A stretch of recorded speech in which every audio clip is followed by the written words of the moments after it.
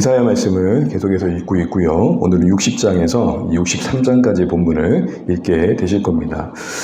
이사야는 예언서입니다. 예언서를 읽어갈 때 예언서의 언어에 대한 기본적인 이해가 필요합니다.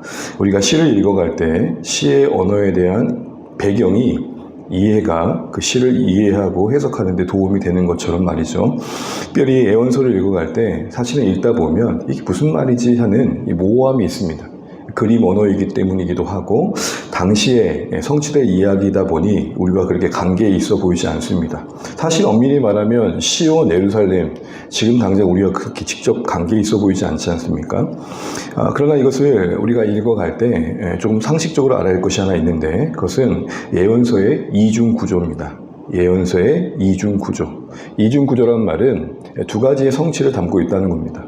당시에 이스라엘 백성들에게 적용된 성취가 있고 그것은 궁극적으로 온 세상에 적용된 성취의 그림자라는 것이죠. 그러니까 예루살렘의 회복은 단지 예루살렘의 회복이 아니라 그리고 예루살렘에 약속된 영광은 그들만의 영광이 아니라 사실은 온 세상에 온 열방의 하나님께서 지으신 세상 가운데 이루실 궁극적인 약속을 그림자처럼 보여주고 있다는 겁니다. 그래서 우리는 이사야가 꿈꾸고 있는 꿈이 오늘 우리에게 와닿지 않고 또 그 당시 사람들에게도 상당히 비현실적으로 여겨질 수 있지만 이 이사야의 말씀, 특별히 예언서의 언어들을 통해서 하나님이 하시고자 하는 일에 대한 기대감을 다시 한번 가질 필요가 있는 것이죠. 이제 60장 이후부터는 56장과 59장과 다르게 좀 더 기대에 찬 언어로 나와 있습니다. 참 이게 감사한 것은 어제도 말씀드렸던 것처럼 56장에서 59장은 바벨론에서 돌아온 이후의 배경 속에 이루어진 일들입니다. 마치 이와 같습니다. 여러분 노아의 방주 이후에 홍수를 쓸고 나서 하나님께서는 새로운 사람들로 언약을 이어가시죠. 그러나 그들이 만든 게 또 뭐죠? 바벨탑입니다. 이런 모든 것들이 우리에게 보이는 게 뭘까요? 물로 씻어내도 씻어낼 수 없는 죄성입니다. 이건 절망이죠. 그러나 사실은 성경은 이 절망을 궁극적으로 이야기하고 싶은 가치가 아니고 이 절망 속에 그러기에 소망이신 하나님께로 인도하기 위한 이야기를 꺼내는 것입니다. 56장에서 59장을 읽어보시면 알겠지만 참 절망적입니다. 그렇게 돌아오고 나서도 바벨론이라는 그 억압 가운데서 해방되고 나서도 여전히 금식하고 예배하고 살아가는 그 삶은 외식적이고 모순적이었죠. 근데 그런 배경 속에서 하나님께서는 60장을 펼쳐가십니다. 여러분 읽어보면 알겠지만 이게 가능하다고? 예루살렘이 이렇게 놀랍게 회복된다고? 이런 생각들을 하게 됩니다. 그런데 하나님은 그걸 약속하고 계십니다. 이걸 우리는 어떻게 이야기해야 될까라고 할 때 제가 세 가지 문장을 좀 정리를 좀 해봤습니다. 60장 이후의 내용은 이렇게 이해하시면 좋을 것 같습니다. 끝날에 성시대 구원의 완성 그 영광에 이르기까지 끝날에 성시대 그 구원의 완성 영광의 날에 이르기까지. 두 번째 문장은 끝내 포기하지 않고 일해 가시는 하나님에 대한 확신을 갖자. 그리고 세 번째로는 그래서 끝까지 우리는 주님을 신뢰하자. 이렇게 되는 겁니다. 끝내 끝까지. 끝날은 반드시 영광스럽게 이루어질 것이다. 이 일을 끝내 하나님은 이루실 것이다. 그러니 우리 끝까지 그 영광을 꿈꾸고 이 땅에서의 주어진 일들을 감당하자. 이 세 가지가 오늘 이사야의 60장 이후를 읽으면서 우리 가운데 어떤 구조 속에서 이 본문의 내용들을 지금 받아들여야 할 어떤 틀이 아닐까 싶습니다. 오늘 62장을 봐도요. 먼저 끝날을 생각해 보시죠. 1절을 보시게 되면 나는 시온의 의가 비같이 예루살렘의 구원이 햇불같이 나타나도록 시온을 잠잠하지 아니하며 예루살렘이 쉬지 않을 것이라 말씀하십니다. 그럼 위에 보시면 1절 항반절을 보시면 시온의 의가 비같이 구원이 햇불같이 나타날 거라고 봅니다. 그 조그만 땅이, 그 조그만 도시가, 그 성읍이 뭔가 햇불처럼 빛날 거라는 것이죠. 뒤에 보시게 되면 11장 10절 이하에 보시게 되면 11절에는 그 하나님의 시온에 부여하신 영광은 온 세상의 열방을 부르는 그런 기회가 될 것 얘기를 하고 계십니다. 그러니까 지금 이 모든 그림들은 이 지금의 이스라엘과 전혀 다른 나라를 만드실 것이고 그리고 그 이스라엘은 하나님의 백성으로서 다시 그 영광을 되찾게 될 것이다. 이 얘기를 하고 있는 것입니다. 이것은 계시록의 언어로 빌려본다면 교회에 하나님의 임재의 충만함으로 이 땅에 회복될 그 하나님 나라의 완성을 그림으로 보여주는 것입니다.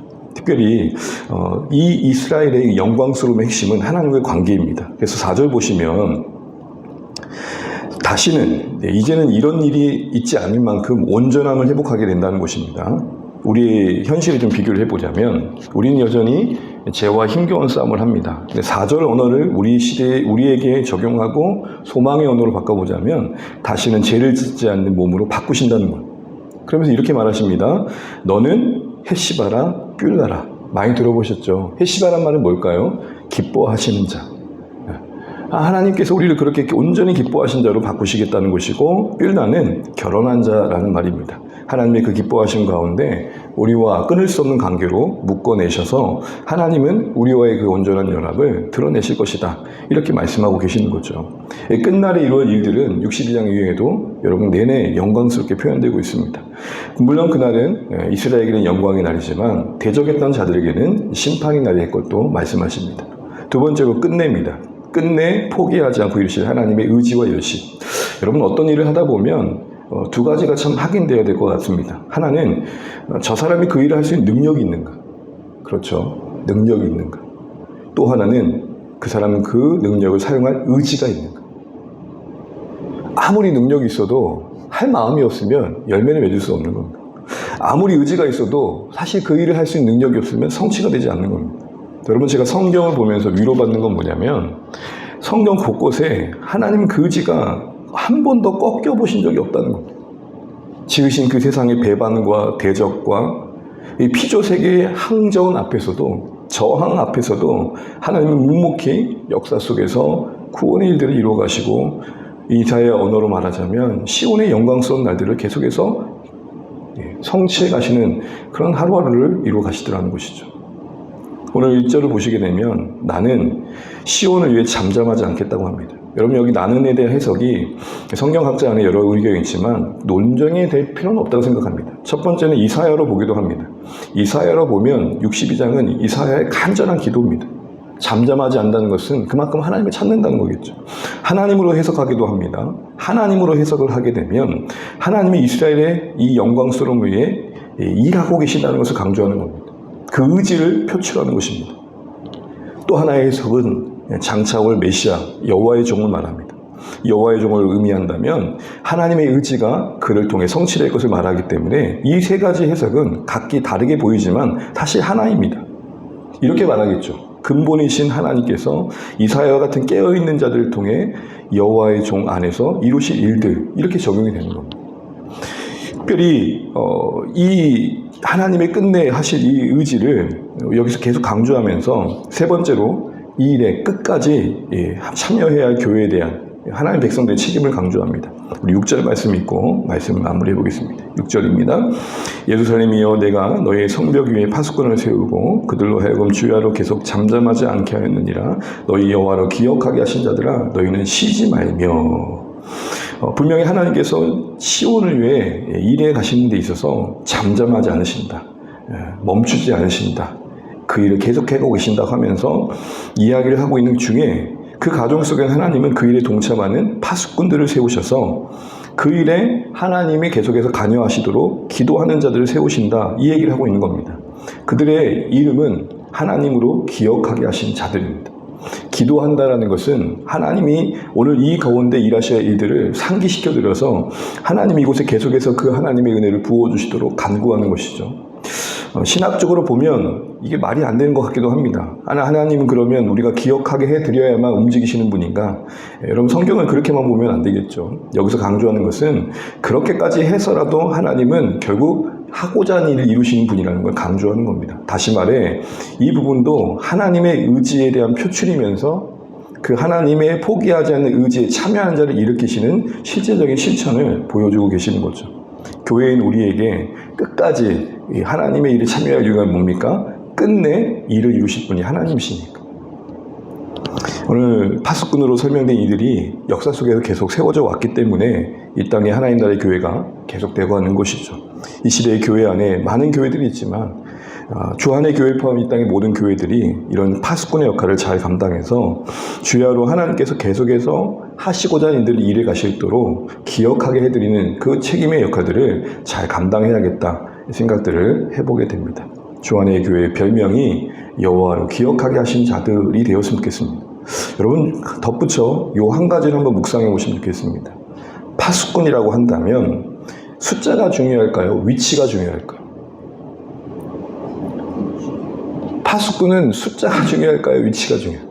아무리 많이 파수꾼이 있다 하더라도 파수꾼이 있어야 위치에 있지 않으면 아무 소용이 없는 거예요. 사실은 파수꾼은 소수입니다. 그들이 서 있는 위치, 그 위치가 중요합니다. 하나님의 편에 서서 하나님의 마음을 품고 하나님 뜻이 이루어지도록 기도하는 자들, 그게 파수꾼입니다. 그런 의미에서 주안의 교회도 파수꾼이 될 수 있습니다. 우리의 마음이 하나님께 닿아 있고 우리의 관심이 하나님께 가 있고 궁극적으로 끝내 이루실 끝날의 영광에 가 있다면 주안의 교회는 끝까지 파수꾼의 역할을 감당할 수 있을 것입니다. 사랑하는 주안의 가족 여러분, 이 이사야의 예언서의 언어는 참 어렵기도 합니다.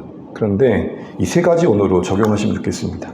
끝날에 이루실 영광의 날, 예루살렘의 회복으로 상징되어진 온 세상의 하나님 나라의 완성, 이 일을 반드시 끝내 이루실 하나님의 열심과 의지, 그러기에 끝까지 그 하나님이 끝날에 이루실 일에 소망을 두고 깨어 파수꾼의 역할을 감당할 교회, 이런 방향으로 말씀을 묵상하시다 보면 하나씩 하나씩 보여지는 것들이 있을 것입니다.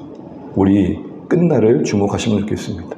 우리 끝내 포기하지 않고 역사 속에서 하나님께서 일해가고 계시는 걸 보시면 좋겠습니다. 앞서 이중구조라 그랬잖아요. 이 당시의 이사야의 예언은 당시 이스라엘 사람들에게도 황망한 말도 안 되는 말이었어요. 그러나 하나님의 역사 속에서 그들 속에 일해가고 계신다는 것들을 우리는 이 말씀을 통해 확인하게 됩니다. 궁극적으로 그 열심은 성취될 것을 우리는 소망하게 됩니다. 바벨론에서 붙잡혀 있을 동안에도 돌아온 날들은 꿈꾸는 것 같았습니다. 그래서 여러분 시편을 보게 되면 시편 120, 정확하게 생각이 안 나네요. 우리가 꿈꾸는 것 같았도다, 이렇게 말하지 않습니까? 그러기 우리 끝까지 우리가 할 것들을 감당해가는 자세를 말씀을 통해 격려받는 것이죠. 오늘도 이 아침에 이 새벽에 우리가 이 자리에 있는 게 하나님의 파수꾼의 역할을 감당하는 마음 되셨으면 좋겠고, 끝까지 감당하시는 마음으로 우리의 자리를 지켜가시면 좋겠습니다. 끝날에 그 영광에 우리 함께 참여하도록 끝내 그 이루실 하나님의 의지를 다시 한번 확인하면서 끝까지 오늘 우리에게 주신 시대적 소명과 우리 교회의 사명과 우리 개인의 삶의 신실함을 다해 가시도록 오늘도 하나님의 은혜를 구하시고 이 하루 시작하시기를 간절히 축복합니다. 기도하겠습니다.